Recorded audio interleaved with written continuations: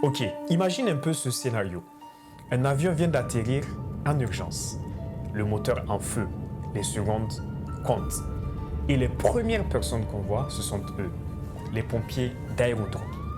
Des hommes et des femmes formés ici, à Douala, au Cameroun, dans une école que très peu de gens connaissent, l'ERSI. Aujourd'hui, dans cette toute nouvelle vidéo, je t'amène découvrir comment sont formés les héros du feu de l'aviation africaine. C'est parti.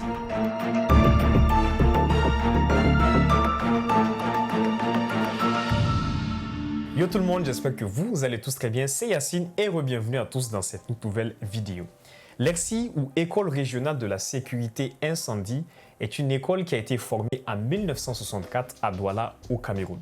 C'est l'une des 3 écoles en réalité de l'ASECNA, l'agence qui s'occupe de réguler le trafic aérien dans 18 États africains et à Madagascar. L'ERSI, c'est également une école qui est bilingue, français-anglais, et c'est le centre de référence pour la formation des métiers de la sécurité incendie aéroportuaire en Afrique. Ici, on ne forme pas des pompiers classiques, mais des spécialistes de l'urgence aéroportuaire. Intervention sur avion, coordination avec la tour de contrôle ou maîtrise du feu en environnement aéroportuaire. Sur un aéroport, la sécurité incendie, ce n'est pas un plus, c'est une obligation. En effet, selon l'OACI, l'Organisation de l'aviation civile internationale, chaque aéroport doit garantir un niveau de sécurité selon la taille des avions qu'il accueille. En clair, pas de sécurité incendie, pas d'activité commerciale. Ainsi, tout comme les Hamac, l'ERSI est une école stratégique pour le réseau de l'aviation civile africaine. Et je suis sûr que beaucoup d'entre vous n'en ont jamais entendu parler.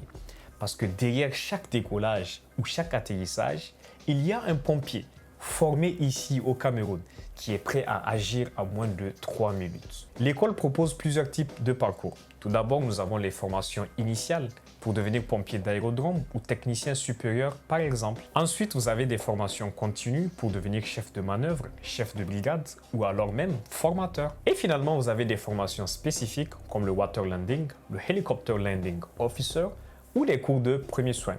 Par exemple, la formation pour devenir pompier d'aérodrome dure environ 6 mois avec un examen final à la fin et vous obtenez une certification de l'ASECNA. Ah oui, d'ailleurs, l'ASECNA, c'est l'Agence pour la sécurité de la navigation aérienne en Afrique et à Madagascar. J'en ai fait une vidéo, regardez dans la description. Pour intégrer l'école, il faut passer un concours d'entrée. Et si vous êtes familier avec le mode de fonctionnement de l'EAMAC ou de l'ASECNA en général, vous connaissez sûrement déjà les conditions. Avoir un baccalauréat scientifique ou technique, être âgé de moins de 28 ans, prouver votre aptitude physique et mentale. Le permis B est souvent demandé, c'est le permis poids lourd, pour conduire ce gros camion de pompiers et finalement une grosse résistance au stress. Le concours a lieu généralement chaque année en été. Si vous êtes intéressé, je vous invite à jeter et garder un coup d'œil sur le site de l'ASECNA ou de l'ERSI directement. À l'ERSI, la formation est très peu théorique et ultra pratique. Les étudiants vont par exemple manipuler ce qu'on appelle des ARFF, des Aircraft Rescue and Firefighting. Vous savez, ce sont ces camions géants de pompiers qui sont capables de projeter des tonnes et des tonnes de mousse en quelques secondes pour combattre des feux par exemple. Ils s'entraînent également sur des simulateurs de feux réels, sur des bâtiments par exemple, mais très important sur des maquettes d'avions. Oui, il faut pratiquer. On va également vous apprendre la respiration autonome, la gestion du stress, le travail en équipe. Bref, l'ERSI, ce n'est pas juste une formation technique, c'est une véritable école de discipline et de sang-froid. Une fois diplômé de l'ERSI, tu seras affecté dans l'un des 80 aéroports gérés par l'ASECNA. Et tu commenceras souvent comme pompier d'aérodrome, mais tu pourras évoluer pour devenir par exemple chef d'équipe, chef de brigade ou même finir comme responsable de la sécurité aéroportuaire. Certains anciens ont même évolué vers des compagnies aériennes privées ou des aéroports internationaux.